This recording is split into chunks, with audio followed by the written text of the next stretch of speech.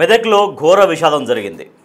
So వివాహేతర సంబంధం అనేటువంటి ఒక అంశం అదొక ఆ వివాహేతర సంబంధం అనేది ఒక నిండు కుటుంబాన్ని బలి తీసుకుంది. తన భార్యకు ఇతరులతో వివాహేతర సంబంధం, అక్రమ సంబంధం ఉంది అన్నటువంటి అనుమానం ఆ భార్యను చంపేలా చేసింది. తర్వాత తనను తాను కూడా చంపేసుకునే విధంగా దారితీసింది. సో వివాహేతర సంబంధం ఒక నిండు కుటుంబాన్ని బలి తీసుకుంది. భార్యకు వివాహేతర సంబంధం ఉందని భార్యను గొంతు నులిమి హత్య చేశాడు భర్త. అనంతరం తాను కూడా ప్రాణాలు తీసుకున్నాడు.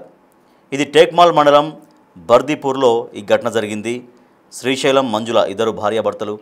సో వాళ్ళిద్దరే మనం బిగ్ టీవీ స్క్రీన్ పైన చూస్తున్నటువంటి వాళ్ళిద్దరే భార్యాభర్తలు. అతడే శ్రీశైలం, ఆమె తన భార్య మంజుల.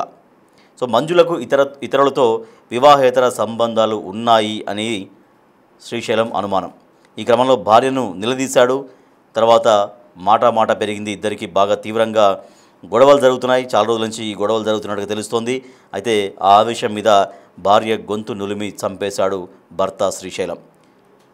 తర్వాత తాను కూడా ప్రాణాలు కోల్పోయాడు. సో ఈ ఘటన పైన పోలీసులు దర్యాప్తు చేస్తున్నారు. సో ఇది మెదక్ జిల్లాలో జరిగినటువంటి దారుణ ఘటన.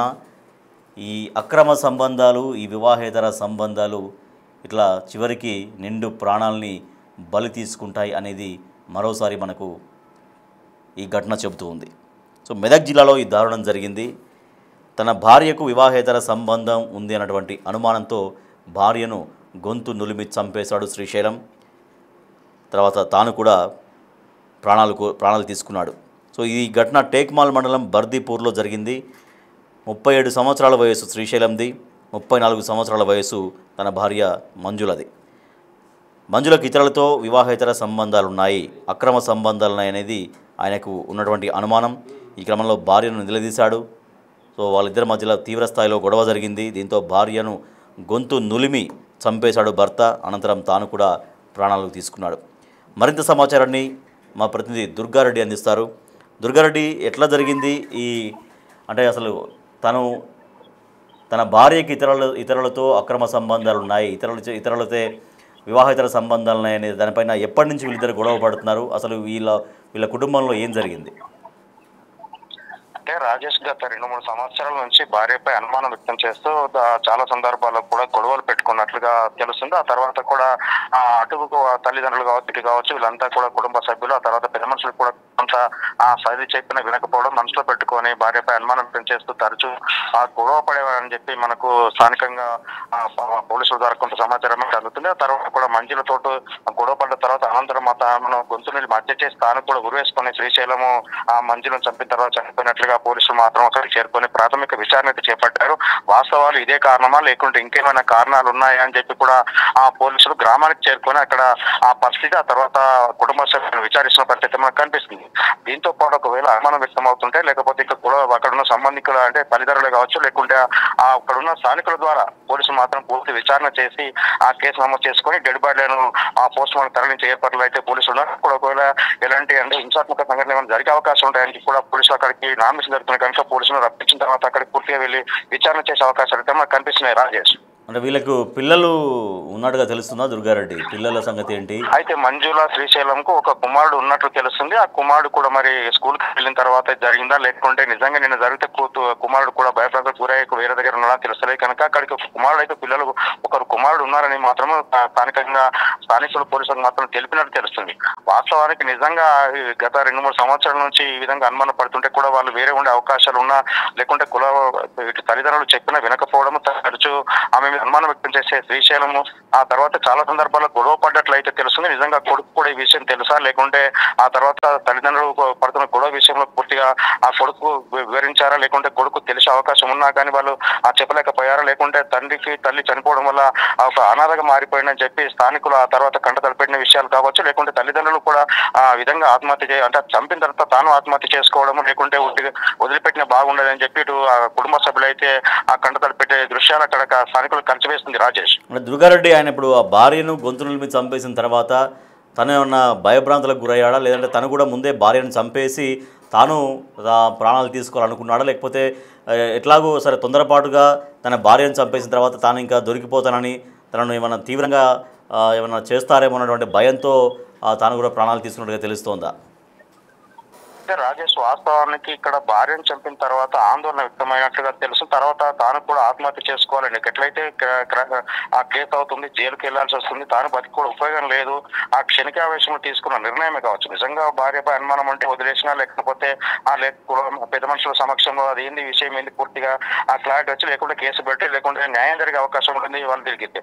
కానీ తర్వాత ఆయన ఆవేశానికి వెళ్ళిపోయి లోనై తర్వాత ఆత్మహత్య ఆమె ఆ గొంతుని చంపినాక, మంజులను చంపినాక తాను కూడా ఉంటే ఇట్లా ఖచ్చితంగా జైలుకి వెళ్ళాలి, అక్కడ మాత్రం కేసు శిక్ష అవుతుంది కనుక నేను కూడా బతికుండి వేస్ట్ అని చెప్పి ఒక నిర్ణయానికి వచ్చిండా, లేకుంటే ఆందోళనకు గురై ఆత్మహత్య చేసుకున్నాడా అని చెప్పి పోలీసులు కానీ, లేకుంటే అక్కడ అతను ఫోన్ డాటా కానీ, లేకుంటే సమయం తీసుకున్న తర్వాత అతను చంపిన తర్వాత ఏ విధంగా డ్రెస్ కు లోన్ అయ్యాడు, లేకుంటే నిజంగానే ఆత్మహత్య చేసుకోవాలని ఒక ముందుగా ఆ ప్లాన్ చేసుకుని ఆమె చంపిన తర్వాత ఆత్మహత్య చేసుకున్నాడు, ఆ కోణం కూడా పోలీసులు విచారణ అయితే చేస్తున్నట్టు తెలుస్తుంది. వాస్తవానికి అయితే ఒక భార్య మంచులపై అంటే భర్త ఆ శ్రీశైలం అనుమానం పెట్టుకుని అక్రమ సంబంధాలు ఉన్నాయి, ఇతరులు చాలా సందర్భాలు కాబట్టి ఆ ఉద్దేశంతో ఆ స్థానికులు తెలుస్తుంది. ఫిర్యాదు ఇచ్చిన తర్వాత ఏ విధంగా జరిగింది,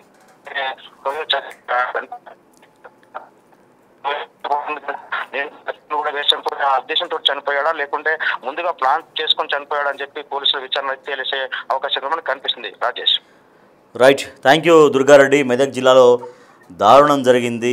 అక్రమ సంబంధాలు, వివాహేతర సంబంధాలతో ఆ కారణంతో నిండు కుటుంబం బలైపోయింది. భార్య భర్త ఇద్దరు ప్రాణాలు కోల్పోయారు.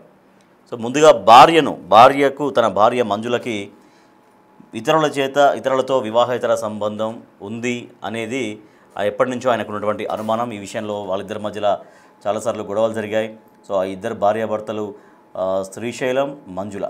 సో వాళ్ళిద్దరి మధ్య దీనికి సంబంధించి అంటే ఇతరులకు తన భార్యకు అక్రమ సంబంధం ఉంది అన్నటువంటి అనుమానాన్ని పెంచుకున్నాడు. సో అది నిజమా కాదనేది వాళ్ళకి తెలియాలి. బట్ ఆ అనుమానంతో, ఆ కోపంతో, ఆ ఉద్రేకంతో ముందు భార్య గొంతు నిలిమి హత్య చేశాడు. తర్వాత తను కూడా ప్రాణాలు తీసుకున్నాడు. సో ఒక్కసారిగా వాళ్ళ కుటుంబీకుల్లో ఆ ఊరిలో విషాద ఛాయలు అలుముకున్నాయి. మనం చూస్తున్నాం, వాళ్ళు రోధిస్తున్నారు. వాళ్ళిద్దరూ అమ్మాయి తల్లిదండ్రులు అంటే మంజుల తల్లిదండ్రులు అయి ఉంటారేమో అనిపిస్తోంది. సో ఇద్దరు డెడ్ బాడీస్ మనకు కనిపిస్తున్నాయి. సో ఇద్దరు డెడ్ బాడీస్ మనం చూస్తున్నాం. అంటే ఇటువంటి వ్యవహారాలు చివరికి ఇట్లా హత్యలు, ఆత్మహత్యల దగ్గరే వీటికి ఫుల్ స్టాప్ పడుతుంది. సో ఇటువంటి వాటి జోలికి వెళ్లకుండా తమ కుటుంబాలని కాపాడుకోవాల్సినటువంటి అవసరం ఉంటుంది. ఎందుకంటే ఇప్పుడు వాళ్ళకి పిల్లలు ఉన్నారని చెప్తున్నారు, ఒక బాబు ఉన్నాడని చెప్తున్నారు. సో మరి ఆ బాబు పరిస్థితి ఏంటి ఇప్పుడు? సో వాళ్ళిద్దరూ క్షణికావేశంలో తను ఎటువంటి ఆలోచన చేసి తనను ఇబ్బంది పెట్టినా అంటే భర్తకు అనుగుణంగా నడుచుకోకుండా ఈ రకంగా తను ప్రాణాలు కోల్పోయింది. చేసిన పనికి అతను కూడా ఒక భయపడ్డా, మరి బయట ఇంకా కుటుంబ పరువు పోయింది అనుకున్నాడా? లేదు, ఇంకా తన భార్యను హత్య చేసిన తర్వాత తాను కూడా జైలు శిక్ష అనుభవించాల్సి వస్తుంది, తనకు శిక్ష పడుతుంది, ఇవన్నీ ఇంకా వేస్ట్, మనం బతికి ఉండడం వేస్ట్ అనుకొని తను కూడా ఆత్మహత్యకు పాల్పడ్డా? సో కారణాలు అయితే ఇంకా పూర్తిగా తెలియాలి. దీనిపైన పోలీసులు విచారణ కొనసాగిస్తున్నారు. సో గుండెలు అవిసేలా వృద్ధ దంపతులు రోధిస్తూ ఉన్నారు. సో అక్రమ సంబంధాలు, ఇటువంటి వివాహేతర సంబంధాలు చివరికి ఇట్లా కుటుంబాలని బలి తీసుకొని ఫైనల్గా పిల్లల భవిష్యత్తు పైన, పిల్లల బతుకు పైన, పిల్లల జీవితం పైన ఎప్పటికీ ఇవే ఎఫెక్ట్ చూపిస్తూ ఉంటాయి. సో వాళ్ళిద్దరు చనిపోయారు, తల్లి చనిపోయింది, తండ్రి చనిపోయాడు. ఈ ఘటనలో, మెదక్ జిల్లాలో జరిగినటువంటి ఈ ఘటనలో తన భార్య మంజులకి ఇతరులతోటి అక్రమ సంబంధం ఉంది, వివాహేతర సంబంధం ఉంది అని తను అనుమానించాడు.